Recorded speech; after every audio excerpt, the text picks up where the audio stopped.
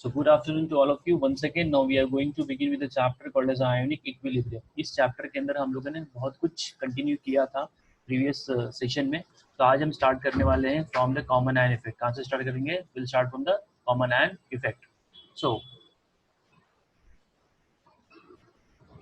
Common ion effect, अब ये होता क्या है और इसका क्या एप्लीकेशन होता है, ये बड़ा इंपॉर्टेंट चीज़ है. तो इसको समझने की कोशिश करते हैं हम लोग. सी, ऑर्गेनिक केमिस्ट्री में या इनऑर्गेनिक केमिस्ट्री में एक वर्ड होता है, वो वर्ड आपके दिमाग में होना चाहिए. वो मैं पहले आपको बता देता हूँ. Less solubility. जो चीज़ जितनी कम सॉल्युबल होती है, लेस सॉल्युबिलिटी. लेस सॉल्युबिलिटी का मतलब होता है वो बहुत आसानी से पीपीटी में कन्वर्ट हो जाएगा. So easy PPT. पीपीटी का मतलब प्रेसिपिटेट होता है. तो जो चीज़ जितना कम सॉल्युबल होता है वो उतना आसानी से प्रेसिपिटेट बन सकता है.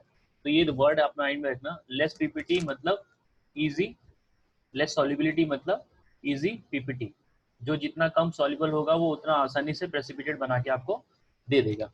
ये काम की चीज़ आपके दिमाग में रखना. No, what is the common ion effect? आपने पढ़ा होगा principle called as a Le Chatelier principle. No, what the Le Chatelier principle says that? ये आपने इक्विलिब्रियम चैप्टर में पढ़ा होगा 11th स्टैंडर्ड में, कॉल्ड एज आयोनिक इक्विलिब्रियम में. तो ली चैटलियर प्रिंसिपल जो होता है वो ये हमें बताने की कोशिश करता है कि if the system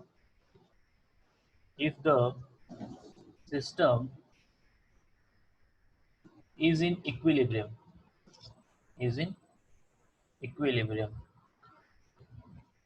and we apply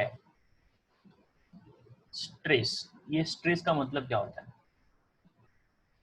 stress का मतलब होता है कि हमने उसका कॉन्सेंट्रेशन चेंज किया, या हमने प्रेशर चेंज किया, या हमने टेम्परेचर को चेंज किया. कोई भी चीज़ हमने चेंज की तो वो in the form of stress लिया जाएगा. तो जब आप कोई भी चीज़ आप चेंज करते हो, रिएक्शन इक्विलिब्रियम में है. If the system is in equilibrium and we apply stress like concentration, pressure, temperature get changed. System try to nullify the change. वो उसे नलीफाई करने की कोशिश करता है. nullify the change by going either forward or backward direction, either forward or backward. ये आपने 11th standard में भी सीखा होगा. तो एक एग्जाम्पल के थ्रू मैं आपको समझाने की कोशिश करता हूँ. नलीफाई का मतलब क्या होता है आशीष, मैं बताऊंगा, टेंशन नहीं लेना है. जैसे कि मान लीजिए आपने क्या किया है, आपके पास एक इक्वेशन है, आपने इसका नाम सुना होगा हैबर्स प्रोसेस. हैबर्स प्रोसेस जो होता है ये सीईटी में पूछा गया है. हैबर्स प्रोसेस का इस्तेमाल किया जाता है for formation of ammonia. Formation of ammonia. Formation of ammonia के लिए हम लोग हैबर प्रोसेस का इस्तेमाल करते हैं. तो इसका इक्वेशन मैं आपको बताता हूँ. इक्वेशन का इस प्रकार होता है. H2 plus N2 give you 2 molecule of ammonia. 2 molecule of ammonia. अब इसको हमें बैलेंस करने की जरूरत है. ये हो गया बैलेंस. अब अगर इसमें कोई बोलेगा कि यार ये जो है इसके अंदर मैंने कॉन्सेंट्रेशन हाइड्रोजन का बढ़ा दिया तो क्या होगा? कोई बोलेगा कि मैंने हाइड्रोजन का कॉन्सेंट्रेशन घटा दिया तो क्या होगा?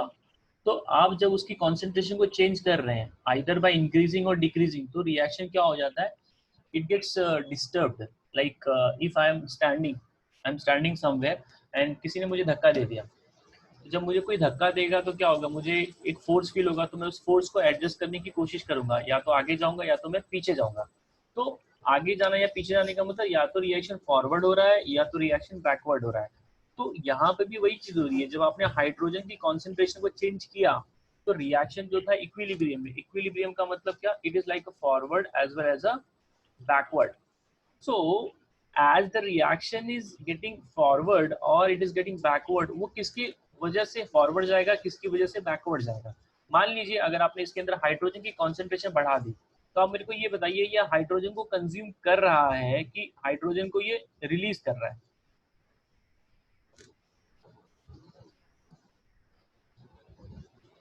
Anyone? in this particular reaction hydrogen is getting consumed or it is getting released?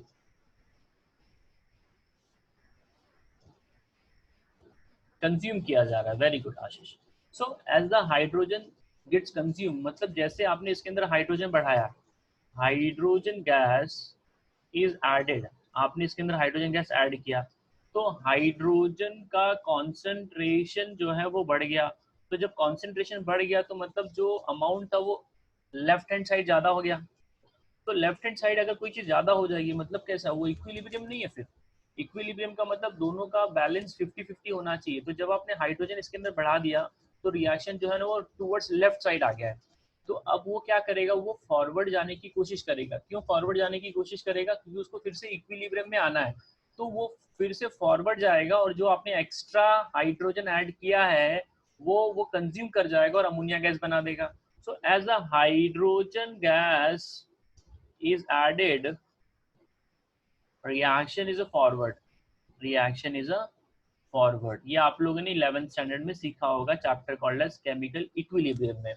उसी प्रकार से अगर मैंने इसके अंदर से नाइट्रोजन गैस ऐड किया, so as the nitrogen gas is added, जैसे ही मैंने नाइट्रोजन गैस ऐड किया तो ये क्या करेगा, again this will go forward, this will be forward. So reaction is getting forward और it is getting backward. It depends कि आपने चीजों को ऐड किया है या रिमूव किया है. I hope you have got the idea when the reaction is getting forward and when it is getting backward. तो ये तो मैंने अमाउंट का बात किया. अगर मैं आपसे पूछूं कि अगर मैंने इसके अंदर से अमोनिया गैस को रिमूव किया तो मेरे को बताइए ये फॉरवर्ड जाएगा कि बैकवर्ड जाएगा रिएक्शन? I am removing. आप चैट बॉक्स में रिप्लाई दे सकते हैं if you are not able to speak. Backward जाएगा सर. अगर आपने अमोनिया को रिमूव किया तो अमोनिया जब रिमूव करोगे तो बैकवर्ड गैस, देखो यहाँ पे क्या होगा कि अमोनिया की कॉन्सेंट्रेशन कम हो जाएगी ना. जब अमोनिया का कॉन्सेंट्रेशन कम हो जाएगा तो वो सोचेगा कि मैं उसको फिर से बनाऊं क्योंकि उसको उतना चाहिए. Are you getting the point or not? जैसे ही आपने इसके अंदर से हाइड्रो अमोनिया गैस निकाला, as you are removing the ammonia gas, reaction is like willing to get back ammonia. उसको अमोनिया फिर से लेकर आना है क्योंकि तुमने निकाल दिया है. तो रिएक्शन हो जाएगा forward, reaction will be forward. ये बैकवर्ड नहीं जाएगा. अगर बैकवर्ड जाएगा तो वो और अमोनिया को कम कर देगा ना, क्योंकि आपने अमोनिया तो पहले से कम किया है, तो वो फॉरवर्ड जाना ही प्रीफर करेगा rather than backward. So this is something called as a Le Chatelier principle. एक और एग्जांपल मैं आपको देता हूँ. ये एरो हटा दो, किसने मारा है?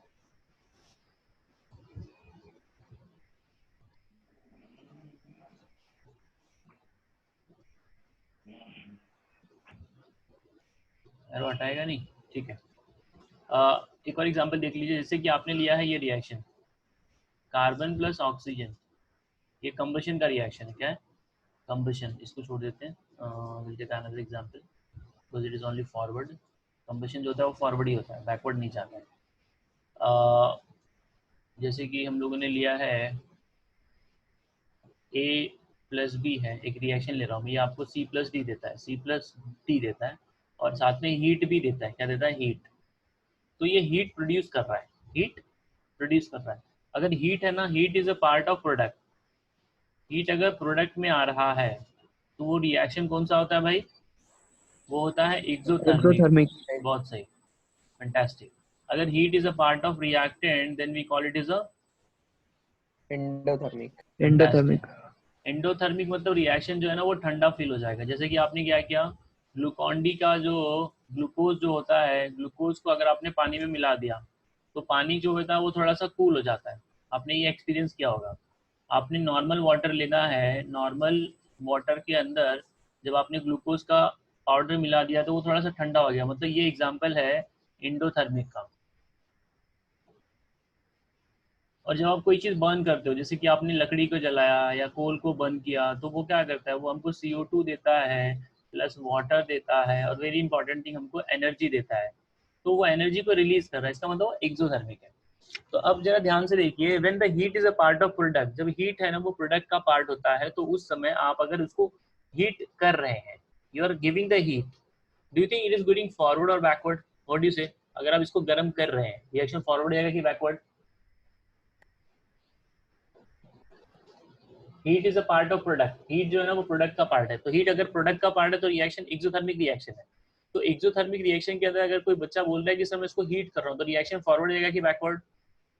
एक्सोथर्मिक है ना, तो एक्सोथर्मिक के लिए वो बैकवर्ड जाएगा, it will go, if you increase the heat it will go backward. बात समझ में आ रही है? क्यों बैकवर्ड जाएगा वो मैं समझाने की कोशिश करता हूँ, जरा ध्यान से देखिए। अगर वही हीट आप दे रहे हैं और रिएक्शन जो है वो एंडोथर्मिक है, एंडोथर्मिक का मतलब क्या होता है कि उसको हीट की जरूरत है, अगर मेरे को जो चीज की जरूरत है वो चीज मिलेगी तो मैं बहुत खुश हो जाऊंगा, so like I will be forward. तो heat is given in the endothermic reaction, reaction is forward, and if heat is given in exothermic reaction,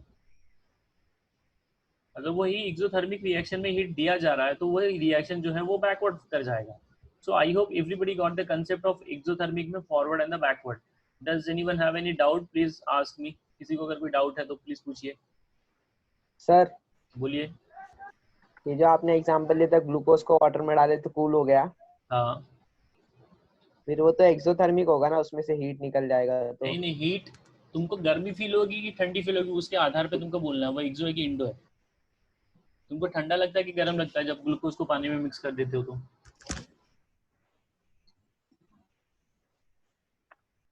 पता नहीं सर, जैसे कूल फील होता है सर। हाँ, क्योंकि जैसे कि तुमने ग्लास, स्टील का ग्लास लिया है और उसके अंदर पानी रखा, फिर पानी रखने के बाद तुम क्या करो, उसको ग्लूकॉन डी का पाउडर उसके अंदर मिला दो, तो तुमको वो बाहर से टच करोगे तो तुमको ठंडा लगेगा। तो उसको ऐड करने के बाद ठंडा लग रहा है। अगर मान लो तुमने उसी के अंदर ना वाटर लिया है, ये वाटर है, अब वाटर के अंदर मैंने ग्लूकोज ऐड कर दिया, तो ये हमको जो है ना ये थोड़ा सा कूल कर देता है रिएक्शन को। आप बाहर से टच करोगे तो आपको ठंडा लगेगा, तो ठंडा लग रहा है मतलब उसने हीट को, वो हीट को खा गया है, वो हीट को एब्जॉर्ब कर गया है, तो उसका मतलब वो एंडोथर्मिक है। अगर तुमने किया, वाटर लिया है, वाटर के अंदर तुमने ऐड कर दिया सोडियम मेटल, क्या ऐड कर दिया? सोडियम मेटल, तो ये पूरा का पूरा पानी जो है ना वो वार्म हो जाएगा। तो गर्म होने का मतलब वो बाहर हीट दिया ना, तभी तो गर्म ही हो रही है। अगर वो हीट अपने अंदर ही रखेगा तो मतलब वो तो एब्जॉर्ब कर गया। बात समझ आ रही कि नहीं? तो वो हीट जब बाहर देगा तो तब तुमको गर्म फील होगा, तो गर्म फील होने का मतलब वो एक्सोथर्मिक है। अगर ठंडा फील हो रहा है मतलब उसने हीट को एब्जॉर्ब कर लिया, तो वो एंडोथर्मिक है। समझा भाई? हाँ सर।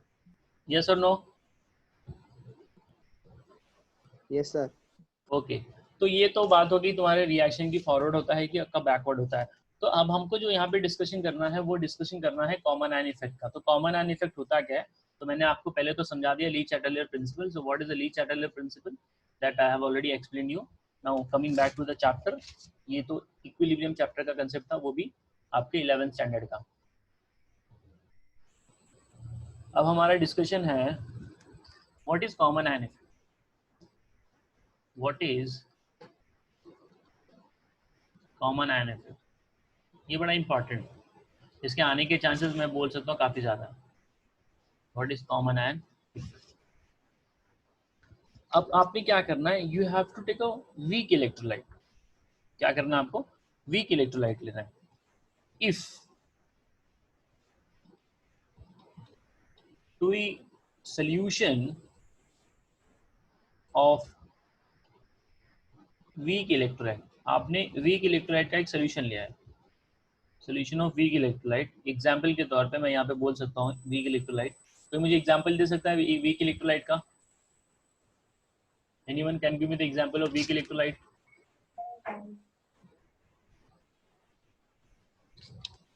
बोलिए बोलिए बोलिए। वीक इलेक्ट्रोलाइट, एसिटिक एसिड, जो 100% ब्रेक डाउन नहीं होता वो वीक है। एसिटिक एसिड है, हाइड्रोजन साइनाइड है, फिर बाद में आपका NH अमोनिया है, फिर आपका NH4OH है, बहुत लंबा लिस्ट है ये, तो आपको ये सब पता होना चाहिए। You should read the text book. Yes, NH4OH। So if two the solution of weak electrolyte, ये आपने वीक इलेक्ट्रोलाइट का सोल्यूशन बना के रखा है, इसमें से आप कोई भी ले सकते हैं, विच ionizes to small extent, to small extent, वो स्मॉल एक्सटेंट तक डिसॉल्व हो रहा है या ब्रेक डाउन हो रहा है। अब मैं इसमें क्या करने वाला हूँ, अ strong electrolyte having common ion is added. Are you getting? जो कि पहले एक वीक इलेक्ट्रोलाइट का सोल्यूशन था, आपने उसके अंदर एक स्ट्रॉन्ग इलेक्ट्रोलाइट ऐड कर दिया जो कि उसके अंदर एक कॉमन आयन रखे। कॉमन आयन मतलब आयन दो प्रकार के होते हैं, एक पॉजिटिव होता है और एक नेगेटिव होता है। तो वो पॉजिटिव और नेगेटिव में से कोई भी एक आयन मैच करेगा। एग्जांपल के तौर पे इधर देखिए, तो ये पहले मैं कंप्लीट कर दूं। A strong electrolyte having common ion is added which suppresses, मतलब वो कम कर देता है, which suppresses the further ionization of weak electrolyte। जो आपका वीक इलेक्ट्रोलाइट है वो फर्दर जो ब्रेक डाउन होने वाला रहता है वो पूरा का पूरा रुक जाता है। अब एग्जाम्पल के थ्रू अपन समझने की कोशिश करते हैं। अब मैं क्या करता हूँ, मैं एक वीक इलेक्ट्रोलाइट लिखता हूँ। तो वीक इलेक्ट्रोलाइट कभी भी आप लिखते हो ना तो उस पे फॉरवर्ड और बैकवर्ड एरो दोनों आता है, वो आगे भी जाता है और पीछे भी आता है। ये वीक इलेक्ट्रोलाइट का एग्जाम्पल है। तो ये टूटेगा तो ये फॉर्म करके देता है NH4 plus and OH minus. ये प्लस है तो यहाँ पे एक्वियस लिखा जाएगा, ये भी प्लस है, माइनस है तो यहाँ पे एक्वियस लिखा जाएगा। बात समझ में आ रही है? ये आपका NH4 ये सॉलिड रहता है, दिस इज अ सॉलिड, इसको आपने पानी में मिलाया था। अब मैं यहीं पे एक स्ट्रॉन्ग इलेक्ट्रोलाइट लेता हूँ। तो स्ट्रॉन्ग इलेक्ट्रोलाइट है NH4Cl, ये आपका ओनली फॉरवर्ड ही रहेगा। तो ये टूटेगा तो ये भी क्या देता है NH4 plus and Cl minus. अब मेरे को बताओ यहाँ पे कॉमन आयन कौन सा है? ये दोनों में कॉमन आयन कौन सा? ये पहला इक्वेशन कौन सा है भाई? NH4। तो NH4 को हम लोग बोलते हैं अमोनियम। क्या बोलते हैं? Ammonium. Ammonium ion is common ion. तो अब देखो क्या होता है कि आपने जैसे ही आपने पहला एक टेस्ट ट्यूब लिया था, उस टेस्ट ट्यूब के अंदर आपके पास जो है अमोनियम हाइड्रोक्साइड का सोल्यूशन पड़ा था।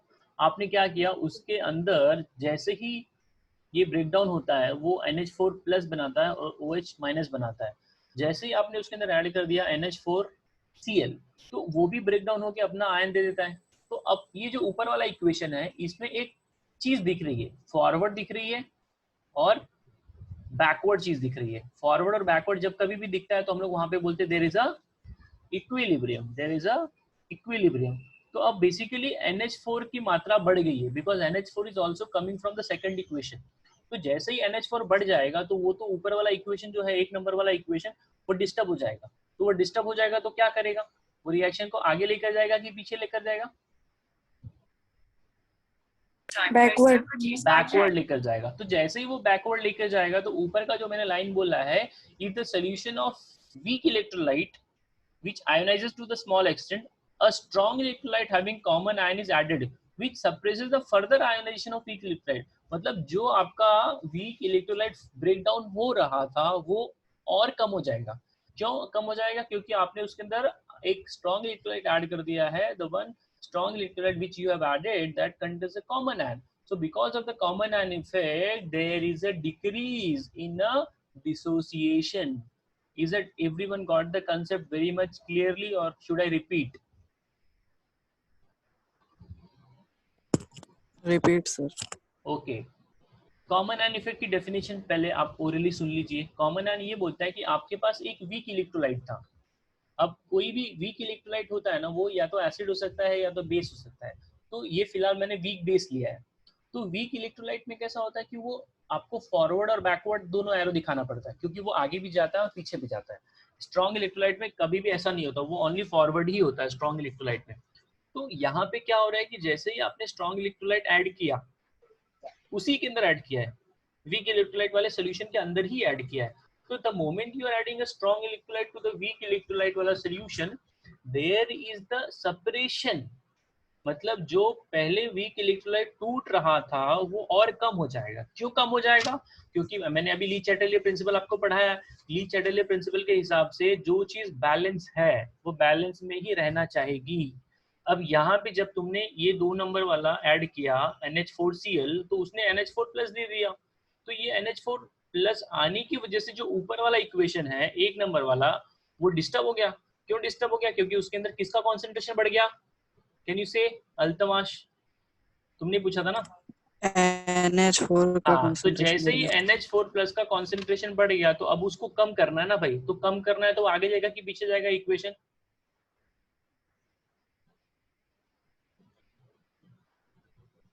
NH4 का जो अमाउंट है ना वो पीछे जाएगा। क्यों पीछे जाएगा? क्योंकि ये जो आपने एक्स्ट्रा NH4+ ऐड किया ना वो OH से कंबाइन करेगा और तुमको NH4OH फिर से बना के दे देगा।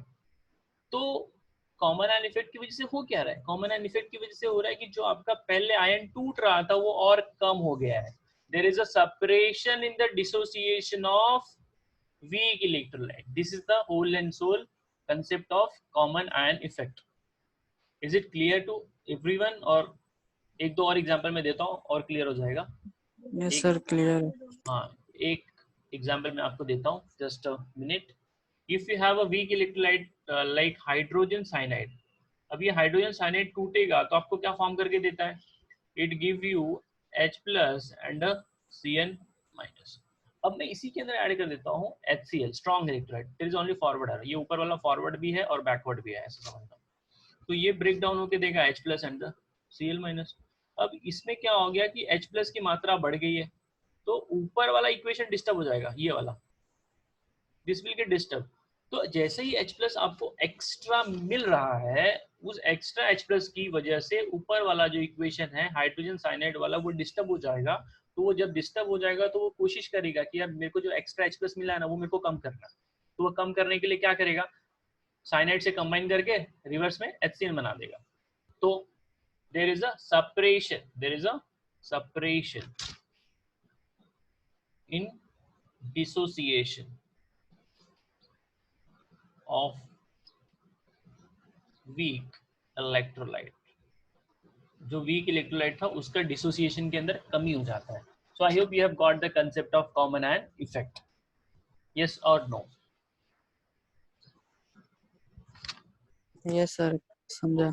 ओके ओके, तो अब हम आगे बढ़ते हैं।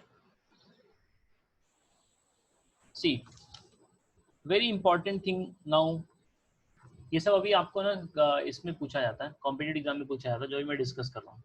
जरा ध्यान से देखना, this is very important, I can say that. Calculate the new solubility,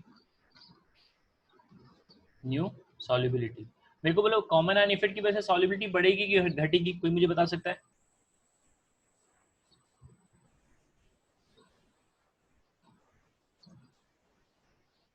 anyone? Solubility बढ़ेगी कि घटेगी जब आप कॉमन आयन लेकर आते हो?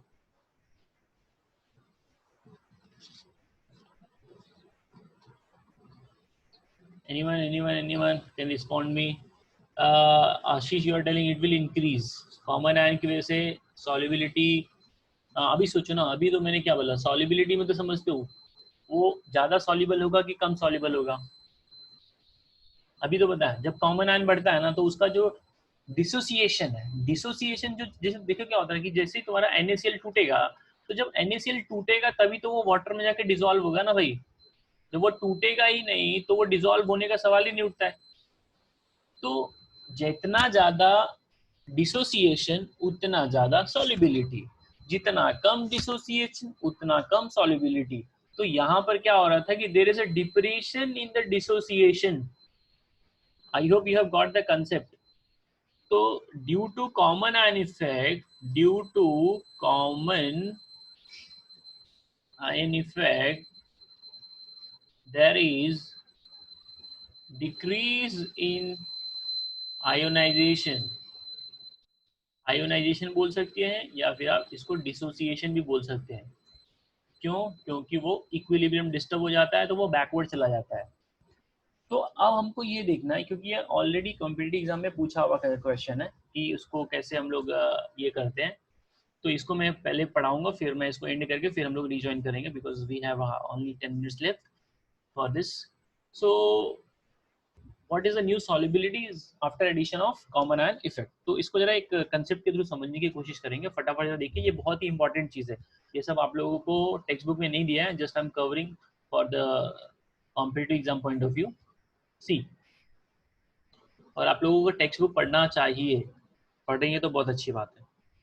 मान लीजिए मैंने क्या लिया है, 0.1 molar NaCl is added to solution of AgCl। अब मैंने AgCl के अंदर उसको ऐड कर दिया गया। अब AgCl जो है सिल्वर क्लोराइड, इसका मेरे को KSP for AgCl is given as 1.8 into 10 raised to minus 10, ठीक है। सॉरी, अब ये दिया गया है, तो वो बोल रहा है कि यार जब तुमने क्या किया, सिल्वर क्लोराइड का तुम्हारे पास सोल्यूशन दिया गया था, तुमने उसके अंदर क्या कर दिया, 0.1 मोलार NaCl ऐड कर दिया। तो अब मेरे को बताओ इसकी जो सॉल्युबिलिटी है उसके ऊपर क्या फर्क पड़ेगा। सो न्यू सॉल्युबिलिटी क्या होगी, न्यू सॉल्युबिलिटी, देखो KSP दिया है ना, तो सॉल्ट कौन सा, AgCl है, तो AgCl बराबर क्या हो जाएगा भाई, याद आ रहा है आप लोगों को, Ag plus and a Cl minus. So what can be KSP? Anyone can tell me what is the KSP for this equation? KSP बराबर क्या हो जाएगा, S concentration of Ag बराबर that is ये हो जाएगा S स्क्वायर हो जाएगा, सही बात है, क्योंकि concentration of Ag मतलब ये S है, ये S है, तो S into S हो जाएगा, S स्क्वायर, उसका जो भी कोएफिशिएंट है वो पावर में जाता है। Is it everyone able to recollect ये वाला कहाँ से आ रहा है, S स्क्वायर KSP बराबर, yes or no? Yes sir. Yes sir. हाँ ये हम लोग ने, तो अब यहाँ पे KSP दिया है ना, तो KSP दिया है तो इसका 1.8 into 10 raised to minus 10 करके S स्क्वायर है, तो इसका अंडर रूट लोगे तो सॉल्युबिलिटी आपको मिल जाएगी, ये जो भी रहेगा यहाँ से आ जाएगा। अब लेकिन उसने पूछा ये है कि यार तुम्हारी ये सॉल्युबिलिटी तो थी मान लो, अब तुमने उसके अंदर ये ऐड कर दिया 0.1 मोलर NaCl, अब मेरे को बताओ कि सॉल्युबिलिटी बढ़ेगी कि घटेगी, लॉजिकली मेरे को बताओ सॉल्युबिलिटी बढ़नी चाहिए कि घटनी चाहिए, कम होनी चाहिए। फैंटास्टिक, इट विल डिक्रीज, बहुत सही। तो ये जब डिक्रीज, इट विल डिक्रीज, तो इसका मतलब अब इसमें आपको ये देखना है कि वो, क्योंकि अगर ये क्वेश्चन MCQ में आ जाए तो तुमको सीधा ऑप्शन देख के पता चल जाएगा यार उसकी सॉल्युबिलिटी तो कम हो जाएगी because of common ion effect. तो अब मैं इसको सॉल्व करके आपको बताता हूँ। See let the S is solubility of AgCl, ये आपने ले लिया है। तो Ag प्लस की कॉन्सेंट्रेशन क्या है भाई, Ag प्लस की जो अमाउंट है वो आपने ले ली S मोल पर लीटर, और उसी प्रकार से Cl माइनस की कॉन्सेंट्रेशन है S मोल पर लीटर, ठीक है। अब मेरे को बोलो ये जो NaCl टूटेगा, तो NaCl जब टूटेगा तो ये क्या देता है भाई, ये Na प्लस देगा और Cl माइनस देगा। अब देखो ये जो NaCl है ये स्ट्रॉन्ग है, तो ये स्ट्रॉन्ग है तो इसका मतलब क्या हुआ, ये पूरा का पूरा टूटेगा, तो पूरा का पूरा जब ब्रेक डाउन होगा तो उसका जो कॉन्सेंट्रेशन स्टार्टिंग में था ना वही उसके आयन का कॉन्सेंट्रेशन हो जाएगा। तो Na का कॉन्सेंट्रेशन 0.1, Cl का कॉन्सेंट्रेशन 0.1 मोल पर लीटर। तो मेरे को बोलो यहाँ पे कौन सा आयन कॉमन हो रहा है, which is the common ion here, Cl minus. Cl minus जो है वो कॉमन है। AgCl से जो Cl मिल रहा था वो मिल रहा था S मोल पर लीटर, अब NaCl से जो Cl मिल रहा है वो 0.1 मोल है, 0.1 मोल पर लीटर है, तो टोटल Cl माइनस बराबर क्या हो जाएगा भाई, S प्लस 0.1, सही बात है, यही होगा ना टोटल मोल पर लीटर, दैट इज कॉन्सेंट्रेशन का फॉर्मूला होता है।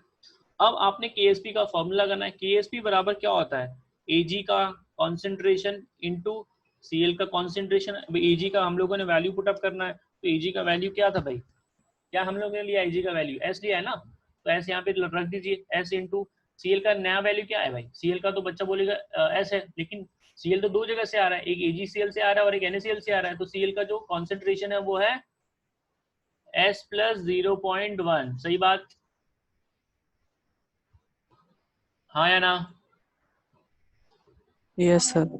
अब आपने KSP तो दिया ही गया है, तो KSP का आप यहाँ पे वैल्यू रख दीजिए। KSP कितना दिया है हमको भाई, KSP कितना दिया है, दिख रहा है यहाँ पे, KSP दिया है ना भाई 1.8 this, so 1.8 into 10 raise to minus 10 बराबर S इंटू S प्लस 0.1। अब आप क्या करेंगे, यहाँ पे क्या होता है कि देखो ये 10 का पावर -10 है, 10 का पावर -10 मतलब क्या, नेग्लिजिबल है भाई, वो कुछ नहीं होता है। बात समझ आ रही है कि नहीं? तो सॉल्युबिलिटी जो है यहाँ पर, क्योंकि ये इतना केस भी दिया है तो उसके सामने जो सॉल्युबिलिटी आएगी वो बहुत ही मतलब ज्यादा है। तो यहाँ पे मैं ये बोल सकता हूँ कि जो 0.1 मोलार है that is greater than S। So S से ये काफी ज्यादा है 0.1 मोलार।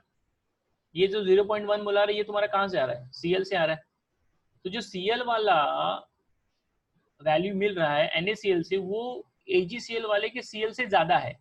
ज्यादा है तो मैंने क्या कर दिया, जो AgCl का Cl आ रहा था उसको मैंने नेग्लेक्ट कर दिया। तो नेग्लेक्ट करने के बाद क्या हो जाएगा, S प्लस 0.1 बराबर क्या हो जाएगा, 0.1 ही। अब यहाँ पे 1.8 इंटू 10⁻⁻10 है। अब इसको S बराबर क्या कर दीजिए, 1.8 into 10⁻⁻10 divided by 0.1 that is 10 का पावर -1। तो इसको सिंप्लीफाई करेंगे तो 1.8 इंटू क्या आ जाएगा भाई, 10⁻⁻9। ये तुम्हारी नई सॉल्युबिलिटी है मोल पर litre. So this is the question which can be written in this manner। इसका आप ले लीजिए screenshot because this is a very very important concept. अभी मैं इसको एंड करूंगा, आप फटाक से रीजॉइन करिएगा, फिर I will go ahead. If you have any doubt please ask मी। इसको मैं एंड करता हूँ यहाँ पर।